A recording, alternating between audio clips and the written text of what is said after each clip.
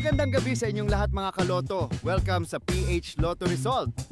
Heto na ang mga winning numbers ng PCSO game na Ultra Lotto 658, Super Lotto 649, 3D Lotto at 2D Lotto.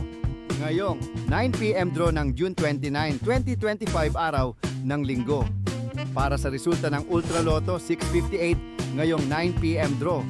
Heto ang inyong winning numbers: 14, 36, 17, 22, 34, at 29 in any order. At heto naman ang resulta ng Super Lotto 649 ngayong 9 PM draw: 5, 32, 25, 46, 6 at 14 in any order.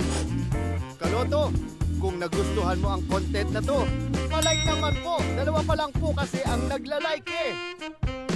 So para naman sa resulta ng 3D Lotto ngayong 9 PM draw, heto ang inyong maswerteng numero: 9, 7 at 2 in exact order. At para naman sa resulta ng 2D Lotto ngayong 9 PM draw, heto ang inyong maswerteng numero: 30 at 25 in exact order. Congratulations po sa ating mga lucky winners, mga kaloto. Abangan ang susunod na PCSO Lotto Draw. Press subscribe